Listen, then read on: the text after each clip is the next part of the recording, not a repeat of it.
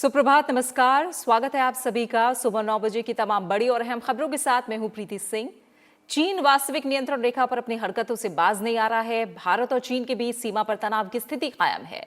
सीमा विवाद को खत्म करने के लिए जारी कोशिशों से जुड़ी हर बड़ी खबर आपको दिखाएंगे। इस बीच रक्षा मंत्री राजनाथ सिंह आज रूस के 3 दिन के दौरे पर रवाना होंगे। इससे जुड़ा हर अपडेट होगा शामिल।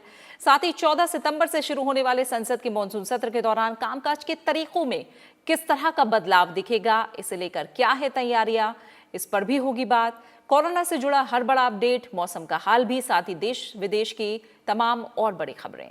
तो आइए शुरू करते हैं विस्तार से खबरों का सिलसिला। भारत और चीन के बीच सीमा विवाद को खत्म करने के लिए एक तरफ बातचीत का दौर जारी है, तो दूसरी तरफ चीन वास्तविक नियंत्रण रेखा पर अपनी हरकतों से बाज नहीं आ रहा है। चीन की तरफ से हो रही उकसावे वाली गतिविधियों के चलते दोनों देशों के बीच सीमा पर तनाव की स्थिति कायम है। भारत ने कहा है कि चीन के साथ तनाव कम करने के लिए जारी बातचीत के बीच चीन की सेना ने 29, 30 और 31 अगस्त को उकसाने वाली कार्रवाई की। भारत चीन सीमा क्षेत्र में हाल के घटनाक्रम के बारे में पूछे गए सवालों के जवाब में विदेश मंत्रालय के प्रवक्ता अनुराग श्रीवास्तव ने बताया कि भारत ने हाल में चीन की उकसाने वाली और उत्तेजक कार्रवाई के बारे में राजनयिक और सैन्य माध्यमों के जरिए चीन से बातचीत की है। अनुराग श्रीवास्तव ने कहा कि भारत ने चीन से कहा है कि वो अपनी सेना को अनुशासित और नियंत्रित करे ताकि इस तरह की उकसाने वाली गतिविधियां न हों। भारत और चीन सीमा पर स्थिति को सुलझाने के लिए पिछले 3 महीने से सैन्य और राजनयिक स्तर पर परस्पर बातचीत की जा रही है। दोनों देशों के विदेश मंत्री और विशेष प्रतिनिधि इस बात पर भी सहमत हुए हैं कि स्थिति को जिम्मेदाराना तरीके से सुलझाया जाना चाहिए। ये भी सुनिश्चित किया जाना चाहिए कि कोई भी पक्ष उकसाने वाली कार्रवाई ना करे। साथ ही द्विपक्षीय समझौतों और प्रोटोकॉल के मुताबिक सीमा पर शांति बनी रहे। विदेश मंत्रालय के प्रवक्ता अनुराग श्रीवास्तव ने बताया कि बावजूद इसके चीन ने सहमति का उल्लंघन किया। 29 और 30 अगस्त को पेंगोंग झील के दक्षिण तट के क्षेत्र में यथास्थिति में बदलाव की कोशिश की। अनुराग श्रीवास्तव ने कहा कि भारत ने चीन की इस उकसाने वाली कार्रवाई का जवाब दिया और देश के हितों की सुरक्षा और क्षेत्रीय अखंडता की रक्षा के लिए वास्तविक नियंत्रण रेखा के पास यथोचित रक्षात्मक कार्रवाई की। उन्होंने बताया कि सोमवार को जब दोनों पक्षों के ग्राउंड कमांडर बातचीत कर रहे थे, तब भी चीन की सेना ने फिर उकसाने वाली कार्रवाई की। भारत ने समय पर रक्षात्मक कार्रवाई करके यथास्थिति को बदलने की चीन की एकतरफा कोशिशों को नाकाम कर दिया। अखिलेश सुमन के साथ ब्यूरो रिपोर्ट, राज्यसभा टीवी। पूर्वी लद्दाख में ताजा घटनाक्रम के मद्देनजर रक्षा मंत्री राजनाथ सिंह ने कल एक उच्च स्तरीय बैठक की और मौजूदा हालात की समीक्षा की। इस दौरान सेना प्रमुख और राष्ट्रीय सुरक्षा से जुड़े अधिकारियों के साथ गहन विचार विमर्श भी किया गया। भारत चीन सीमा पर तनाव के मुद्दे पर रक्षा मंत्री राजनाथ सिंह ने विदेश मंत्री डॉक्टर एस जयशंकर, राष्ट्रीय सुरक्षा सलाहकार अजीत डोभाल के साथ मंगलवार को उच्च स्तरीय बैठक की। इस दौरान chief of defence staff general Bipin Rawat, सेना प्रमुख जनरल मनोज मुकुंद नरवणे और मिलिट्री ऑपरेशंस के महानिदेशक भी मौजूद रहे। बैठक में वास्तविक नियंत्रण रेखा पर ताजा स्थिति को लेकर जानकारी ली गई और आगे की रणनीति पर चर्चा की गई। इस महत्वपूर्ण बैठक में चर्चा का केंद्र बिंदु चीन की पीपल्स लिबरेशन आर्मी पीएलए की ओर से दक्षिण पेंगोंग इलाके में की गई हाल की उकसावे की कार्रवाई और इसके मद्देनजर भविष्य में की जाने वाली कार्य रूपरेखा रहा। सेना प्रमुख जनरल मनोज मुकुंद नरवणे ने 29 और 30 अगस्त की रात पेंगोंग झील के दक्षिणी किनारे पर चीनी सेना की हरकतों के बारे में जानकारी दी। मंगलवार को ही चुशुल में पीएलए की उकसावे वाली सैन्य कार्रवाई के बारे में भारतीय सेना और पीएलए के बीच ब्रिगेड स्तर की फ्लैग मीटिंग भी हुई थी। Bureau report, Rajya Sabha TV. Bharat चीन सीमा पर चल रही तनातनी के बीच रक्षा मंत्री राजनाथ सिंह आज रूस के दौरे पर रवाना होंगे। राजनाथ सिंह का यह दौरा 3 दिन का होगा। यात्रा के दौरान रक्षा मंत्री शंघाई सहयोग संगठन के एक अहम सम्मेलन में भाग लेंगे और अन्य कार्यक्रमों में भी शिरकत करेंगे। भारत और रूस रणनीतिक साझेदार हैं। राजनाथ सिंह का यह दौरा दोनों देशों के बीच नियमित रूप से होने वाली उच्च स्तरीय राजनीतिक स्तर की बातचीत का हिस्सा है। रक्षा मंत्री राजनाथ सिंह शंघाई सहयोग संगठन, सामूहिक सुरक्षा संधि संगठन और स्वतंत्र देशों के राष्ट्रमंडल के रक्षा मंत्रियों की बैठक में भाग लेने के लिए आज मॉस्को रवाना होंगे। सम्मेलन में क्षेत्रीय सुरक्षा परिदृश्य और भू रणनीतिक घटनाक्रमों पर चर्चा हो सकती है। रूस के रक्षा मंत्री जनरल सर्गेई शोइगु के निमंत्रण पर रक्षा मंत्री राजनाथ सिंह की 3 से 5 सितंबर तक की मॉस्को यात्रा हो रही है। We are grateful, very grateful to the Indian side and personally to Defense Minister Rajnath Singh for accepting this invitation and to come to Russia during the pandemic for the second time. So obviously the agenda of the meetings would be to further expand and develop our military contacts, dialogue between the defense ministries. First of all, in the area of counterterrorism in the region, including conducting of headquarters exercises, peace mission. And a huge part of the agenda would be dedicated to the expanding of legal base and planning in cooperation between the defense ministries. बैठक में चीन के रक्षा मंत्री भी मौजूद रहेंगे, लेकिन राजनाथ सिंह का चीन के रक्षा मंत्री के साथ अलग से बैठक को लेकर फिलहाल कोई कार्यक्रम नहीं है। वहीं यात्रा के दौरान भारत और रूस के रक्षा मंत्रियों के बीच द्विपक्षीय सहयोग और आपसी हित के मुद्दों पर अलग से बैठक भी होगी। जून महीने के बाद राजनाथ सिंह की रूस की ये दूसरी यात्रा है। इससे पहले वो 24 जून को मॉस्को में आयोजित विक्ट्री डे परेड के कार्यक्रम में भी शामिल हुए थे। रूस में 10 सितंबर को शंघाई सहयोग संगठन SCO के विदेश मंत्रियों की बैठक भी होनी है और इसमें शामिल होने के लिए विदेश मंत्री डॉक्टर S जयशंकर को भी आमंत्रित किया गया है। अखिलेश सुमन के साथ ब्यूरो रिपोर्ट, राज्यसभा टीवी। संसद के मॉनसून सत्र के दौरान कामकाज के तरीकों में भी बदलाव दिखेगा। राज्यसभा और लोकसभा सचिवालय की ओर से सत्र की तैयारियों को अंतिम रूप दिया जा रहा है। राज्यसभा के 252वें सत्र और लोकसभा के चौथे सत्र के दौरान प्रश्नकाल और गैर सरकारी सदस्यों का कामकाज नहीं होगा। मॉनसून सत्र में बिना किसी अवकाश के लगातार 17 बैठकें सितंबर महीने में 14 से 30 सितंबर के दौरान होंगी, जबकि एक बैठक 1 अक्टूबर को होगी। इस बार संसद के दोनों सदन बिना किसी अवकाश या विश्राम के 14 सितंबर से 1 अक्टूबर के दौरान लगातार चलेंगे। इसमें ना तो प्रश्नकाल होगा, ना ही गैर सरकारी सदस्यों का कामकाज। दोनों सदनों की बैठकों का समय भी कोविड-19 के नाते पहली बार पूरे सत्र के दौरान बदल दिया गया है। 252वें सत्र के दौरान पहले दिन को छोड़कर बाकी सभी दिन सदन की बैठकें सुबह 9 बजे से 1 बजे के दौरान होंगी। केवल 14 सितंबर को होने वाली बैठक 3 बजे से 7 बजे तक होगी। कोविड-19 महामारी की वजह से दोनों सदनों के सांसदों को संसद सत्र में भाग लेने के लिए आमंत्रण केवल ईमेल के माध्यम से भेजा गया है। कोरोना संकट ने ऑनलाइन कामकाज को संसदीय क्षेत्र में बेहद महत्वपूर्ण बना दिया है। तमाम बदलाव के बाद भी बहुत से सांसद कागजों पर निर्भर थे, लेकिन कोरोना संकट ने संसदीय समितियों से लेकर संसद की बैठक तक के ताने बाने को प्रभावित किया है। इससे उच्च सदन के ई पोर्टल का महत्व और बढ़ गया है। मॉनसून सत्र पहला ऐसा सत्र बनने जा रहा है जिसमें सबसे कम कागजों का उपयोग होगा। अरविंद कुमार सिंह के साथ bureau report, Rajya Sabha TV. Monsoon सत्र की तैयारियों को लेकर एक तरफ संसद के दोनों सदन जुटे हैं, तो दूसरी तरफ संसदीय समितियां लगातार अपना काम जारी रखे हुए हैं। मॉनसून सत्र के दौरान कई रिपोर्ट भी सभा पटल पर रखी जाएंगी, लिहाजा कई समितियां अपनी रिपोर्ट को अंतिम रूप देने में लगी हैं। आज 4 संसदीय समितियों की बैठकें होनी है। मॉनसून सत्र की शुरुआत से पहले राज्यसभा की याचिका समिति अपनी एक रिपोर्ट और 156वीं रिपोर्ट की ATR को अंतिम रूप देगी।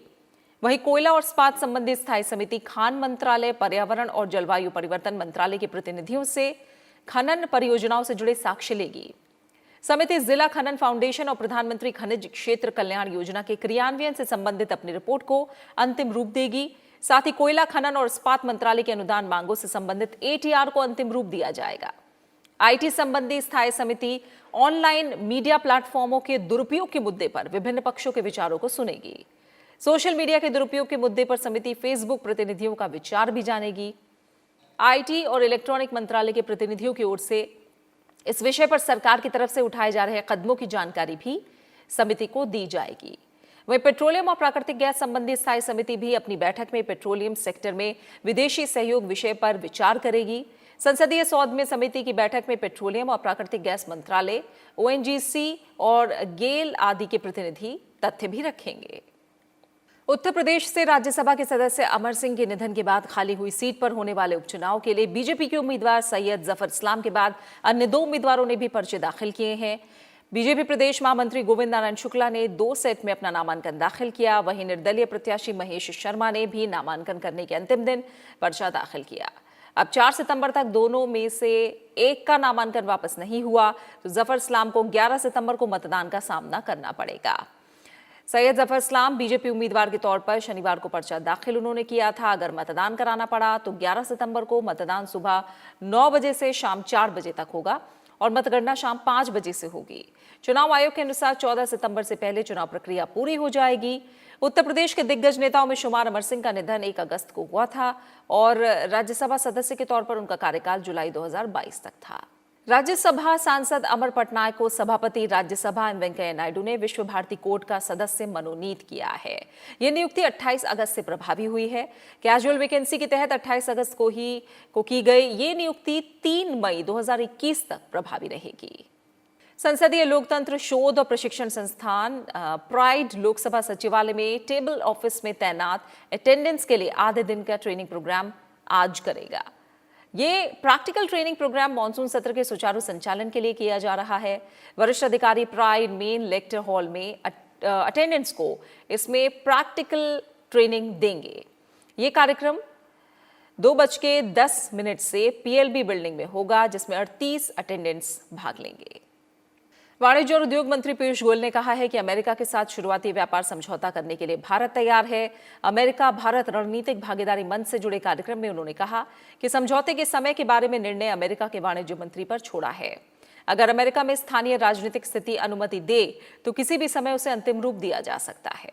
उन्होंने ये भी कहा कि भारत समझौते पर अमेरिका के साथ लगातार बातचीत कर रहा है। साथ ही जानकारी दी कि दोनों देशों ने शुरुआती व्यापार समझौते से जुड़े लगभग सभी मसलों को सुलझा लिया है। पीयूष गोयल ने कहा कि यह व्यापार समझौता आधार के रूप में काम करेगा और दोनों देशों के रिश्तों को नई ऊंचाइयों पर ले जाएगा। ये दोनों देशों के लिए फायदेमंद है।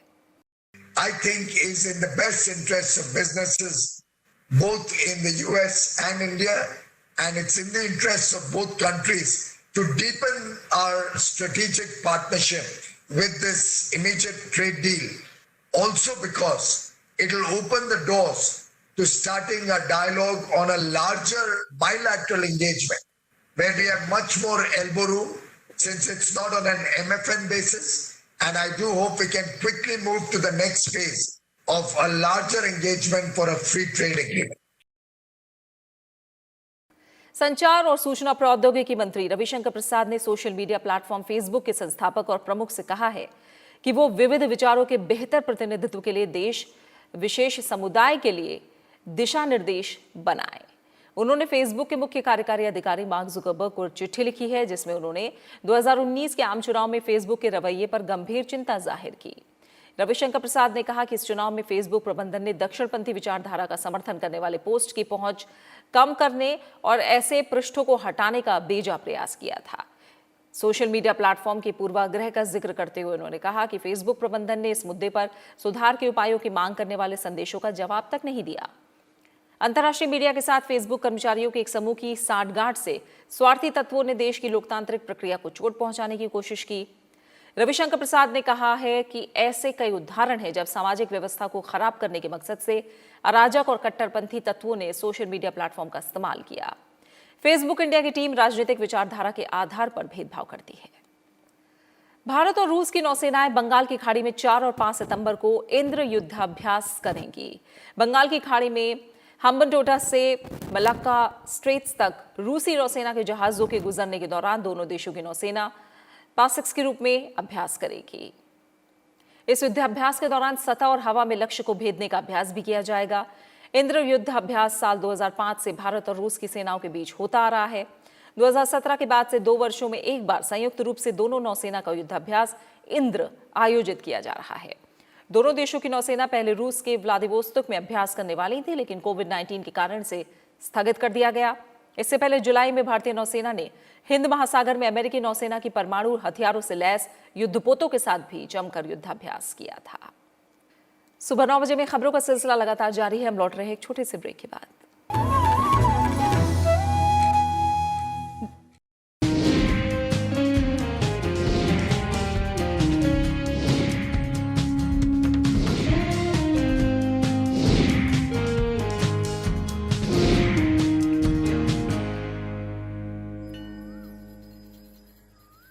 अरे बबलू, लॉकडाउन खुलते ही टहलने निकल पड़े। महामारी अभी फैली हुई है। सरपंच जी टहलने नहीं, काम पे वापस जा रहे हैं। तुझे डर नहीं लगता वायरस पकड़ लेगा? पहले थोड़ा बहुत डर लगता था, फिर पता चला कि अगर मैंने पूरी सावधानी बरती तो ये बीमारी होने की संभावना कम है। सबसे महत्वपूर्ण है ये मास्क।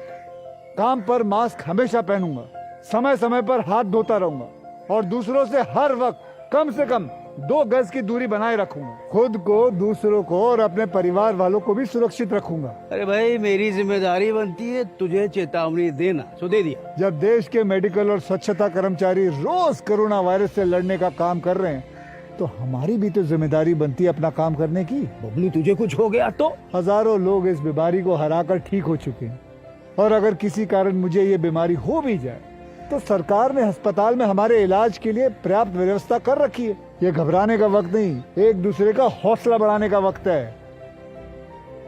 अरे ऐसे क्या देख रहा है? तू काम पे जाएगा, मैं नहीं जाऊंगा, नाक नहीं कट जाएगी मेरी। चलो। मास्क। हाँ, मास्क मास्क। अरे नाक तो ढक लो। हाँ। कोरोना वायरस से हमें लड़ाई जारी रखनी पड़ेगी और उससे डर कर नहीं, पूरी सावधानी के साथ डट कर चलिए। रुकी जिंदगी को आगे बढ़ाएं, देश को आत्मनिर्भर बनाएं। जय हिंद।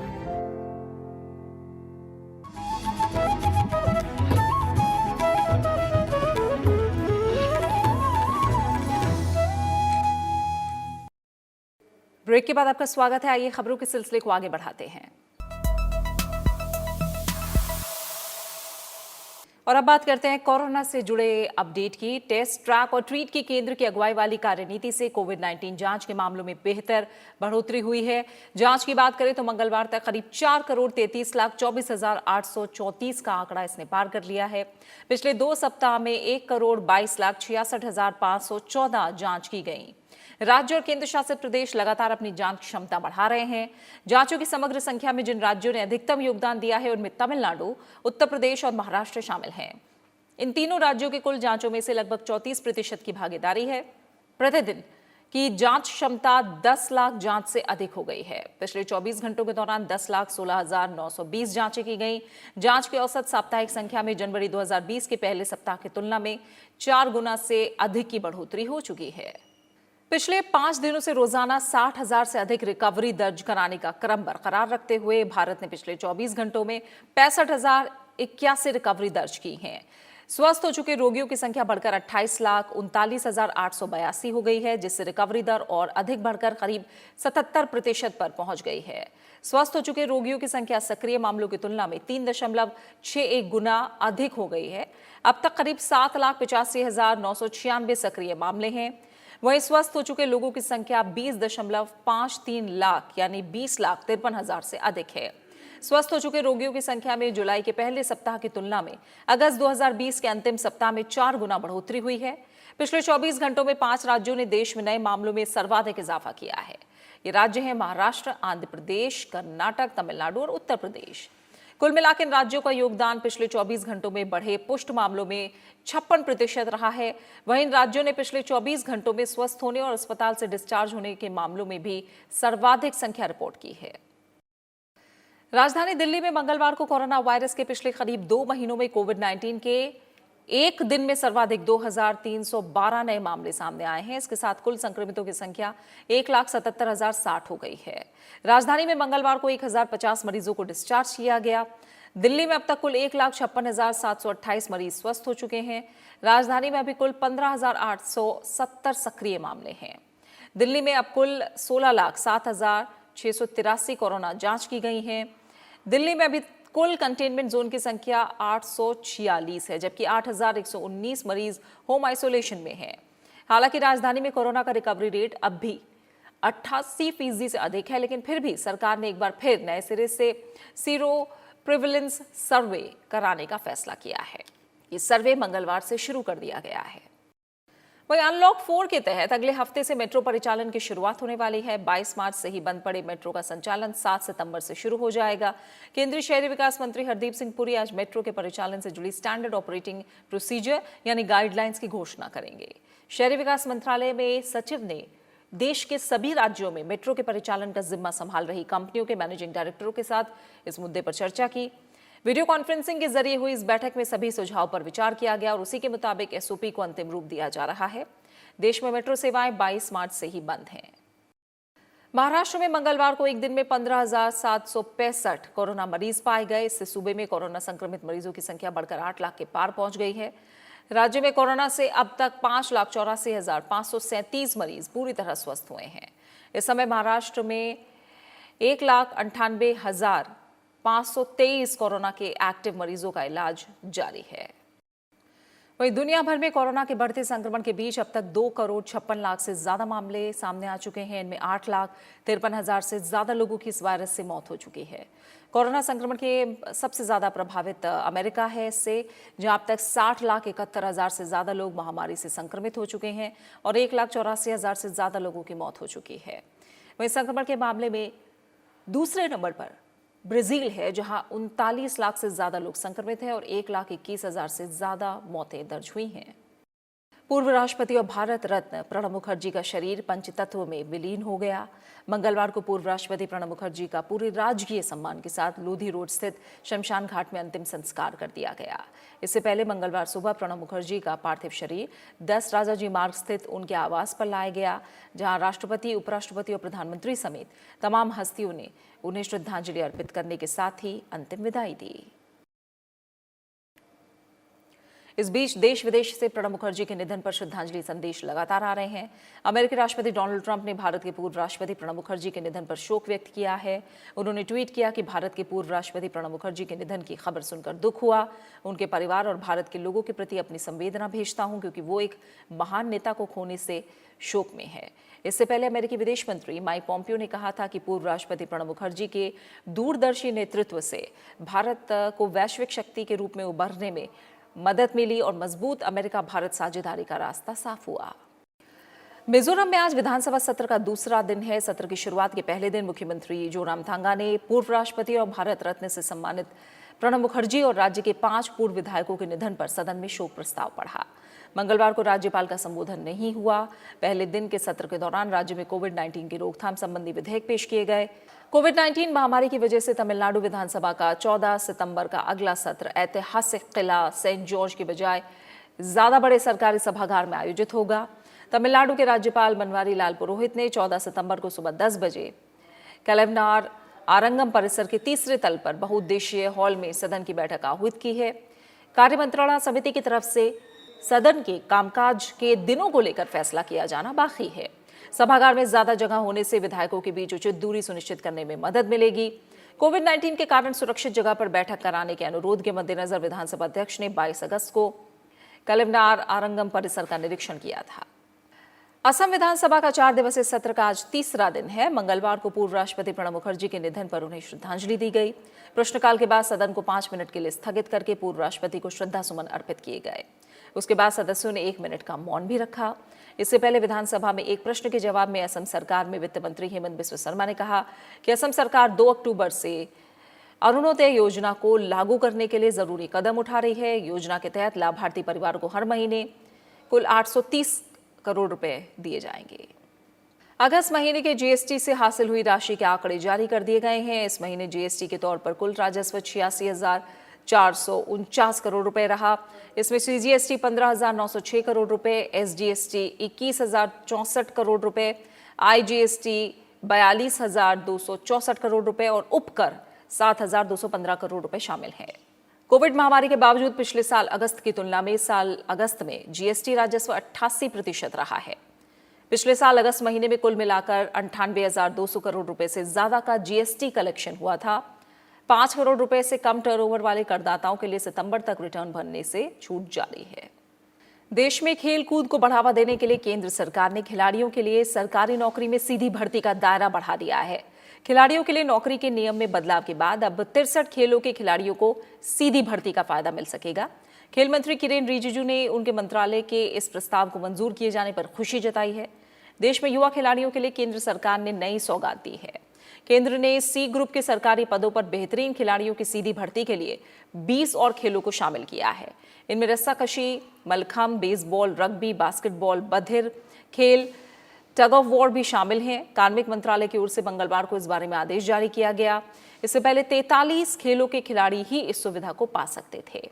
कार्मिक मंत्रालय के आदेश के मुताबिक खेल विभाग की सिफारिश को स्वीकार करने का फैसला लिया गया है और भारत सरकार की ओर से खिलाड़ियों की भर्ती के उद्देश्य से खेलों की सूची को संशोधित किया गया है। आदेश के मुताबिक इसमें अब 63 खेल शामिल हैं। मौजूदा निर्देशों के अनुसार जिन खिलाड़ियों ने इन 63 खेलों की सूची में से किसी में भी राष्ट्रीय या अंतर्राष्ट्रीय प्रतियोगिता में देश या किसी राज्य का प्रतिनिधित्व किया है, वो ग्रुप सी स्तर के पदों के लिए नियुक्ति के पात्र होंगे। और अब बात राष्ट्रीय पोषण सप्ताह की। कहते हैं जीवन का अगर सबसे बड़ा सुख कोई है तो वो है निरोगी रहना। लेकिन निरोगी रहने के लिए सबसे पहले खान पान पर ध्यान देना जरूरी होता है। भारत में बहुत से लोगों को शरीर की इन पोषण संबंधी जरूरतों के बारे में पता नहीं होता, इसलिए उन्हें जागरूक करने के लिए देश में हर साल 1 से 7 सितंबर तक राष्ट्रीय पोषण सप्ताह मनाया जाता है। हाल ही में देश के प्रधानमंत्री नरेंद्र मोदी ने भी अपने रेडियो प्रोग्राम शो मन की बात में पोषण की महत्ता पर प्रकाश डाला था। राष्ट्रीय पोषण सप्ताह भारत सरकार की महिला और बाल विकास मंत्रालय के भीतर खाद्य और पोषण बोर्ड द्वारा आयोजित एक वार्षिक पोषण कार्यक्रम है। हर साल 1 से 7 सितंबर के बीच ये पोषण सप्ताह मनाया जाता है। ये सप्ताह मानव शरीर के लिए सही पोषण के महत्व और भूमिका पर प्रकाश डालता है। स्वतंत्रता के वर्षों के दौरान खराब पोषण के कारण भारत में मृत्यु दर अधिक थी। ये भारत सरकार के लिए गंभीर समस्या बन गई, क्योंकि इसने लगातार विकास में राष्ट्र के लिए एक बाधा पैदा की। खाद्य और पोषण बोर्ड भारत सरकार के सांविधिक निकाय ने राष्ट्रों के नागरिकों के बीच एक उत्सव के माध्यम से संतुलित आहार और पोषण को बढ़ावा देने का निर्णय लिया। भारत में पोषण की महत्ता और जागरूकता को बढ़ाने के उद्देश्य से खाद्य और पोषण बोर्ड द्वारा वर्ष 1982 में राष्ट्रीय पोषण सप्ताह की शुरुआत की गई थी। भारत में लगभग 4 दशकों से राष्ट्रीय पोषण सप्ताह ने लोगों को उनके स्वास्थ्य और पोषण के बारे में कई कार्यक्रमों के जरिए जागरूक करने का काम किया। भारतीय खाद्य और पोषण बोर्ड के जरिए कई कार्यशालाओं, प्रदर्शनियों, जागरूकता ड्राइव और अभियानों को चलाया जाता है। कार्यक्रमों की योजना बनाने के लिए कई सामुदायिक बैठकों का भी आयोजन किया जाता है, जिससे लोगों की भागीदारी और जागरूकता को बढ़ाया जा सके। Bureau report, Rajya Sabha TV. इसी के साथ फिलहाल सुबह 9 बजे की खबरों में मेरे साथ इतना ही। इजाजत दीजिए और अपना अच्छे से ख्याल रखिए। नमस्कार।